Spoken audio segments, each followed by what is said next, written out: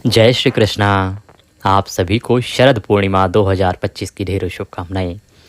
प्रिय दर्शकों, देखिए वर्ष का पता ही नहीं चलता, एक बार फिर से आ रही है पावन पुनीत और सबको अमृतमय प्रसाद प्रदान करने वाली शरद पूर्णिमा। साथ ही शुरू हो रहा है पवित्र और पुण्यदायी कार्तिक मास का शुभारंभ। तो आज की इस वीडियो में हम बात करेंगे कि शरद पूर्णिमा किस दिन है।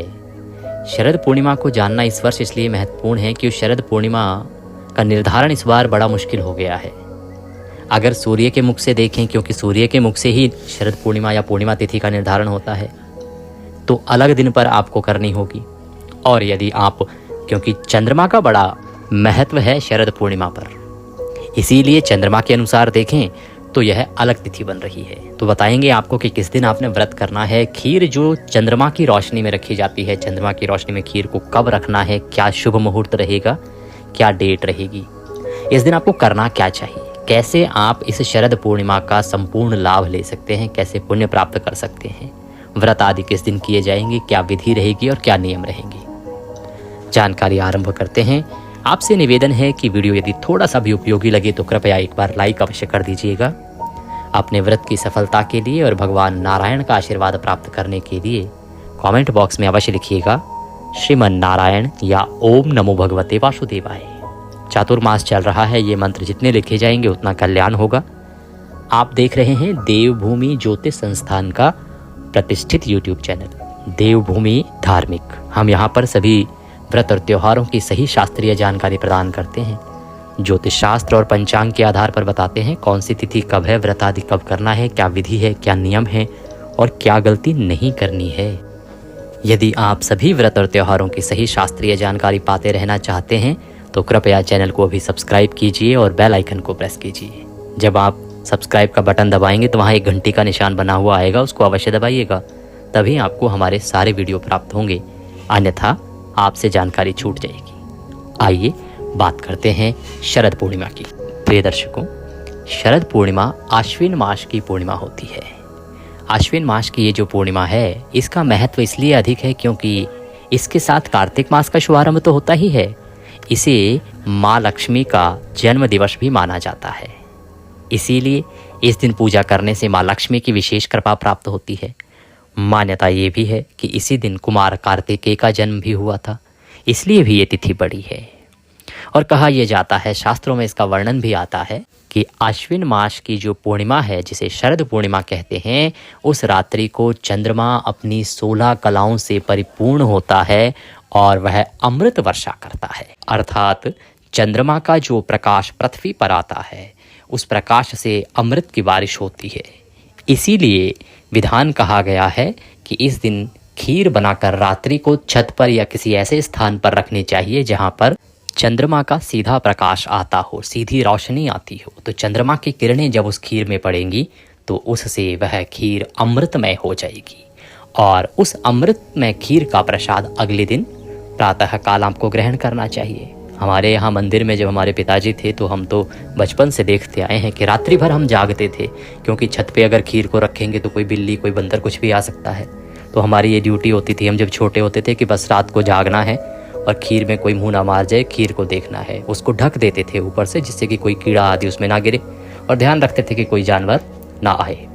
और उसके बाद अगले दिन जब मंदिर में सभी संगत आती थी, कार्तिक का शुभारंभ होता था, कार्तिक की कथा आरंभ होती थी और सभी संगत को वह प्रसाद वितरित किया जाता था। इस प्रसाद की महिमा बहुत है, इस प्रसाद का महत्व बहुत है।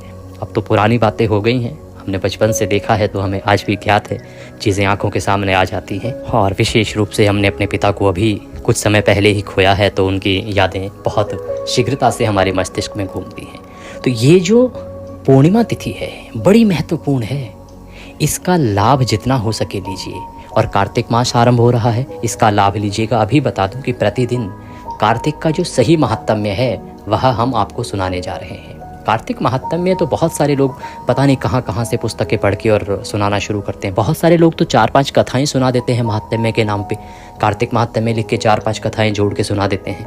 हमारी टीम देखती रहती है, वो हमें बताते हैं कि ऐसा हो रहा है पंडित जी, ऐसा हो रहा है। तो जो सही महात्म्य जो पुराणों में लिखा है वह हम आपको सुनाएंगे। आप जानते हैं कि हम अपने चैनल पर सभी मास का जो सही महात्म्य होता है, जो पुराणों में वर्णित होता है, वही महात्म्य सुनाते हैं। तो अवश्य सुनिएगा कार्तिक महत्म में। पूर्णिमा तिथि से ही शुरू कर देते हैं हम। तो बात करें कि इस दिन आपको करना क्या चाहिए। प्रिय दर्शकों, जिस दिन शरद पूर्णिमा हो, आपको सूर्योदय से पहले उठने का प्रयास करना चाहिए। उठने के बाद स्नान आदि करके स्वच्छ वस्त्र धारण कीजिए। स्वच्छ वस्त्र धारण करके और पूर्णिमा व्रत पूजन का संकल्प कीजिए तथा भगवान का पूजन कीजिए। पूजन कैसे करना है, संकल्प कैसे करना है, आपका जो पूजा स्थल है ना, वहाँ पर आसन लगा के बैठ जाइए। जो सामग्री है उसको एकत्र कर लीजिए। जो सामग्री घर में ना हो वो एक दिन पहले ले आइए।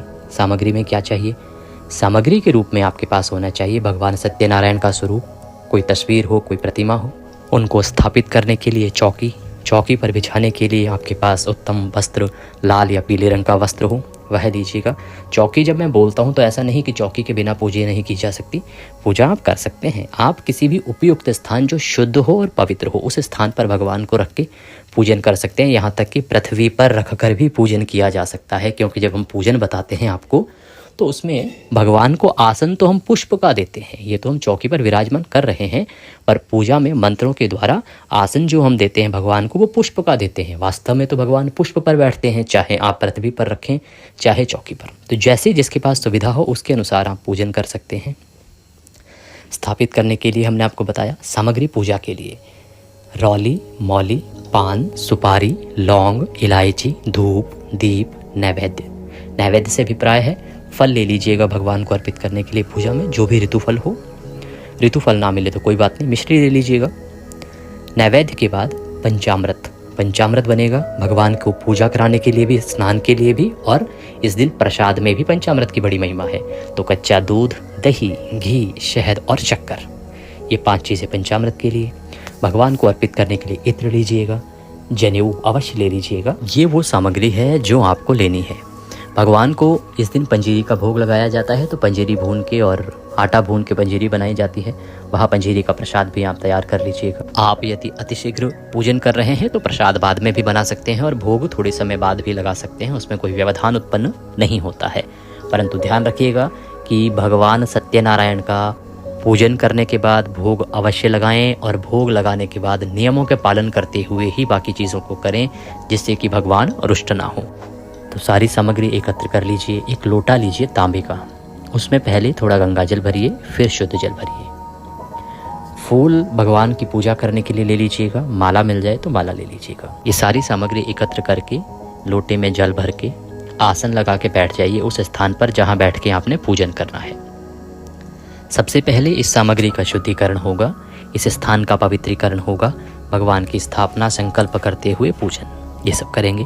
तो एक फूल ले लीजिए, पुष्प लीजिए, और उस पुष्प से सभी सामग्री पर और स्थान पर जल के छींटे दीजिए, जिससे स्थान पवित्र और सामग्री भी पवित्र हो जाए। ओम पवित्र हो पवित्रवांग सर्वांग वस्तांगतो पिबाम यह स्मरेत पुंडरीकाक्षम सभायंतरः शुचिः। ओम पुंडरीकाक्षय पुनातु, ओम पुंडरीकाक्षय पुनातु, ओम पुंडरीकाक्षय पुनातु। इस प्रकार जल छींटे देके आपने स्थान को शुद्ध किया है, पवित्र किया है। चौकी लीजिए, चौकी बिछाइए, उस पर पीला वस्त्र बिछाइए, भगवान नारायण की तस्वीर को स्थापित कीजिए। स्थापना करने के बाद उनके सामने घी का दिया रखिए, धूप रखिए, भगवान की स्थापना कीजिए। बड़े विधान के साथ करें तो इसमें बहुत सारे लोग कलश की स्थापना भी कर सकते हैं, परंतु जो सामान्य विधान है जिससे कि अधिक से अधिक जनसंख्या पूजन कर सके, वो विधान मैं आपको बता रहा हूँ। सरलतम विधान मैं आपके लिए बता रहा हूँ। विस्तृत विधान का वीडियो पहले से मैंने अपने चैनल पर अपलोड किया हुआ है। तो इस प्रकार से भगवान को स्थापित कीजिए। अब आप जलाचमनी करेंगे। अपने सीधे हाथ पे जल लीजिए चम्मच से, जो लोटे में जल भरा है लोटे से चम्मच के माध्यम से हाथ पे जल लीजिए और हाथ धो लीजिए। हस्तो प्रक्षालनम, हाथ धो लीजिए। हाथ धोने के बाद एक एक मंत्र पर एक एक चम्मच जल आप ग्रहण करेंगे। चम्मच से हाथ पे जल लीजिएगा और पी जाइएगा। ओम माधवाय नमः, ओम केशवाय नमः, ओम नारायणाय नमः। ऐसे 3 बार आपने जल लिया। अब हाथ धोइएगा। ओम ऋषिकेशाय नमो नमः। चम्मच से हाथ पे जल लीजिए, हाथ धो लीजिए दोनों। हाथ धोने के बाद अपने आप को तिलक कीजिए, मौली बांधिए। सामने जो भगवान के सामने धूप दीप रखे हैं दोनों को प्रज्वलित कीजिए। दीपक जब रखें तो उसको आसन अवश्य दीजिएगा, फूल या अक्षत का आसन दीजिएगा, सीधा नहीं रखिएगा। ऐसे दीप प्रज्वलित करके अब हम व्रत पूजन संकल्प करेंगे। संकल्प करने के लिए सीधे हाथ पे जल लीजिए, पुष्प रखिए, अक्षत रखिए, 1 रुपये का सिक्का कम से कम दक्षिणा के रूप में रखिए। 3 बार बोलिए ओम श्री विष्णु, ओम श्री विष्णु, ओम श्री विष्णु। अपना नाम, अपना गोत्र, जिस स्थान पर बैठकर संकल्प कर रहे हैं वहाँ का मकान नंबर, क्षेत्र का नाम, शहर का नाम, आश्विन मासे शुक्ल पक्षे पूर्णमस्यायाम पुण्यतिथियों आयु आरोग्यता प्राप्त्यार्थाय, धन संपत्ति प्राप्त्यार्थाय, लक्ष्मी प्रसन्नार्थाय, भगवान सत्यनारायण प्रसन्नार्थाय, श्री शरद पूर्णिमा भगवान श्री सत्यनारायण व्रत पूजन संकल्पम संकरिष्ये। बोलिए सौ श्री विष्णु शरणौ शरणम प्रपद्ये। और यह संकल्प भगवान के चरणों में अर्पित कर दीजिए। संकल्प करने के बाद अब भगवान का पूजन करेंगे। उनके सामने एक कोई पात्र रखिए जिसमें कि आप पूजन की सामग्री अर्पित करेंगे। कोई कटोरी आदि रख दीजिए। एक एक मंत्र पर एक एक चम्मच जल अर्पित कीजिएगा। पहले नारायण को आप पाद्य अर्पित करेंगे, फिर अर्घ्य देंगे, फिर आचमनी कराएंगे, फिर स्नान आदि। एक एक चम्मच जल अर्पित कीजिएगा। ओम भूर्भुवः श्री सत्यनारायणाय नमः पद्यम समर्पयामि। पद्य के रूप में जल अर्पित कीजिए। ओम भूर्भुवः श्री सत्यनारायणाय नमः अर्घ्यम समर्पयामि। ओम भूर्भुवः श्री सत्यनारायणाय नमः आचमनीं समर्पयामि। पद्य अर्घ आचमनी के बाद भगवान को स्नान कराएंगे तो फूल के माध्यम से जल के छींटे दीजिएगा। ओम भूर्भुवः श्री सत्यनारायणाय नमः स्नान निमित्तार्थाय जलम समर्पयामि। पंचामृत स्नानम, पंचामृत से स्नान कराएंगे। पंचामृत बना लीजिए कच्चा दूध, दही, घी, शहद और शक्कर से। पंचामृत को फूल पे लगाइए और भगवान को अर्पित कीजिए। ओम भूर्भुवः श्री सत्यनारायणाय नमः पंचामृत स्नान निमित्तार्थाय पंचामृतम समर्पयामि। पंचामृत स्नान के बाद शुद्धोदक, फिर से शुद्ध स्नान कराते हैं। एक चम्मच जल अर्पित कीजिएगा या शुद्ध जल से जल के छींटे दीजिएगा पुष्प से। ओम भूर्भुवः श्री सत्यनारायणाय नमः शुद्धोदक स्नान निमित्तार्थाय शुद्ध जलम समर्पयामि। शुद्धोदक स्नान करने के बाद भगवान को वस्त्र अर्पित करेंगे। वस्त्र के रूप में मौली का एक टुकड़ा तोड़िए, भगवान को अर्पित कीजिए। ओम भूर्भुवः श्री सत्यनारायणाय नमः वस्त्रम समर्पयामि। वस्त्रम उपवस्त्रम यज्ञोपवीतम। जनेऊ लीजिए, जनेऊ को रौली कुमकुम आदि से तिलक कर लीजिएगा, फिर अर्पित कीजिएगा। ओम भूर्भुवः श्री सत्यनारायणाय नमः यज्ञोपवीतम समर्पयामि। तिलकम, तिलक कीजिए भगवान को। ओम भूर्भुवः श्री सत्यनारायणाय नमः तिलकम समर्पयामि। गंधम समर्पयामि। अक्षतम समर्पयामि। अक्षत लगाइए। अब इत्र लीजिए, इत्र को फूल पर लगा लीजिए या रुई पर लगा लीजिए और फिर अर्पित कीजिएगा। ओम भूर्भुवः श्री सत्यनारायणाय नमः इत्रम समर्पयामि। भगवान को पुष्प अर्पित कीजिए। फूलों की माला है तो माला पहनाइए। ओम भूर्भुवः श्री सत्यनारायणाय नमः पुष्पम समर्पयामि। धूपम दर्शयामि, दीपम दर्शयामि। धूप दीप दिखाएंगे भगवान को। ओम भूर्भुवः श्री सत्यनारायणाय नमः धूपम दर्शयामि। ओम भूर्भुवः श्री सत्यनारायणाय नमः दीपम दर्शयामि। धूप दीप दिखा के नैवेद्य अर्पित कीजिए। नैवेद्य आप फल अर्पित कीजिए, नहीं तो मिश्री अर्पित कर दीजिएगा। ओम भूर्भुवः श्री सत्यनारायणाय नमः नैवेद्यम समर्पयामि। नैवेद्य समर्पित कीजिए। जलाचमनी कराइए। एक चम्मच जल लीजिए, अर्पित कर दीजिए। तांबूल अर्पित करेंगे। पान का पत्ता लीजिए, उस पर 2 लौंग, 2 इलायची, सुपारी रखिए और भगवान को अर्पित कीजिए। ओम भूर्भुवः श्री सत्यनारायणाय नमः तांबूलम समर्पयामि। तांबूलम पूंगी फलम शुभ दक्षिणायाम शुभदो वरदो भवः। जो भी दक्षिणा अर्पित करना चाहते हैं वह दक्षिणा अर्पित कीजिए। हाथ जोड़ के नमस्कार कीजिए। सत्यनारायण भगवान की कथा सुनिए। पंचाध्यायी कथा है, जो सही कथा है उसी को सुनिएगा। अगर चैनल पर नए हैं तो सब्सक्राइब कर लीजिए जिससे कि आप सही कथाएं सुन सकें। कथा सुनिए, भगवान सत्यनारायण की आरती कीजिएगा। कथा का वीडियो मैं अपलोड कर दूंगा, उसमें आरती भी हम साथ में करेंगे। आरती करके भगवान को भोग लगाएंगे। भोग सजाइए प्लेट में। पंजीरी का भोग लगता है, तुलसी दल अवश्य रखिएगा, केले अवश्य रखिएगा पंचामृत के साथ। थाली सामने रखिए भगवान के, पर्दा कर दीजिए। ओम नाभ्यः आश्रिहेदन्तरिक्षं शेषणो जो हो समवर्ततः पद्भ्यां भूमिर्दिशां श्रोत्रं तथा लोकां कल्पयनः। भगवान ताली बजाइए, पर्दा हटाइए, जलाचमनी कराइए, जल लीजिए, चारों तरफ घुमाइए के छोड़ दीजिए 3 बार और इसके बाद थाली उठा लीजिए वहाँ से, बाकी प्रसाद में मिला दीजिए। भोग लगाने के बाद अब आप संभव है तो ब्राह्मण को भोजन कराइए, दान दक्षिणा आदि दीजिए। यदि आप हमारे निमित्त कोई भी दक्षिणा आदि कुछ भेजना चाहते हैं तो स्क्रीन पर नंबर आ रहा होगा, उस पर भेज सकते हैं। बार कोड भी हमने दिया है, कई बार नंबर पर फेल हो जाती है, इसलिए बार कोड से सीधा हमारे बैंक खाते में आती है, उसमें भी आप भेज सकते हैं। दक्षिणा आदि देने के बाद, ब्राह्मण को भोजन आदि कराने के बाद फिर आप स्वयं प्रसाद ग्रहण करेंगे। जो चंद्र अर्घ व्रत करते हैं वो रात्रि को चंद्रमा को अर्घ दे के व्रत खोलेंगे। यही विधि है इसकी। अब बात करते हैं कि व्रत करना कब है, चंद्र अर्घ कब होगा और जो रात्रि को खीर रखी जाएगी उसको कब से कब तक रख सकते हैं। बाकी खीर कैसे रखनी है, क्या उसकी विधि है, क्या उसका विधान है, वो वीडियो के माध्यम से मैं आपको बताऊंगा। पिछले साल भी मैंने वीडियो में करके दिखाया था आपको, वैसे ही इस वर्ष भी मैं आपको वीडियो बना के करके दिखाऊंगा। शीघ्र ही आपको वीडियो वह भी प्राप्त होगा। पूर्णिमा तिथि की शुरुआत प्रिय दर्शकों हो रही है 6 अक्टूबर को दोपहर को 12:23 पर और 7 अक्टूबर को सुबह 9:16 पर यह समाप्त हो जाएगी। अब उदया तिथि मान का महत्व होता है पूर्णिमा में, परंतु ये जो पूर्णिमा है इसमें चंद्रमा का महत्व भी बहुत अधिक है। इसीलिए इस वर्ष पूर्णिमा का त्यौहार मनाया जाएगा 6 अक्टूबर को, क्योंकि 6 अक्टूबर को ही जो खीर है वो रात्रि को चंद्रमा के प्रकाश में रोशनी में रखी जाएगी। 7 अक्टूबर को आप सत्यनारायण भगवान का व्रत कर सकते हैं, परंतु चंद्र अर्घ व्रत भी आपको 6 अक्टूबर को ही करना चाहिए। सत्यनारायण भगवान का व्रत पूजन आप 7 को भी कर सकते हैं, क्योंकि सूर्य के मुख से पूर्णिमा इस दिन भी रहेगी। मुहूर्त बताएं उससे पहले एक महत्वपूर्ण उपाय बताते हैं कि शरद पूर्णिमा की रात को 11 पीली कौड़ियों को पीले कपड़े में बांधकर माँ लक्ष्मी के सामने रख दें और अगले दिन इसे तिजोरी में रख दें। ये शरद पूर्णिमा पर किया जाने वाला एक अचूक उपाय है। इससे बहुत लाभ होता है, धन की प्राप्ति होती है, लक्ष्मी की प्राप्ति होती है, माता लक्ष्मी इससे प्रसन्न होती हैं। तो माता लक्ष्मी की कृपा प्राप्त करने के लिए बड़ा ही उत्तम उपाय रहेगा, इसको करके देखिएगा इस वर्ष। जो भी लोग धन संबंधित परेशानी से ग्रसित हैं उनको ये उपाय अवश्य करना चाहिए। बात करेंगे कि वह अमृत काल कब रहेगा, शुभ मुहूर्त कब रहेगा खीर को रखने का, तो वह शुरू होगा 6 अक्टूबर की रात्रि को 11:45 से लेके और 7 अक्टूबर, क्योंकि 12 बजे के बाद 7 अक्टूबर लग जाएगा, 12:30 बजे तक।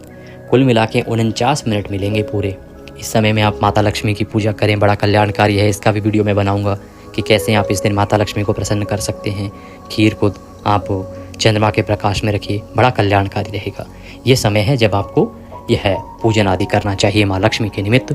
अब बात करते हैं कि चंद्रोदय कब होगा।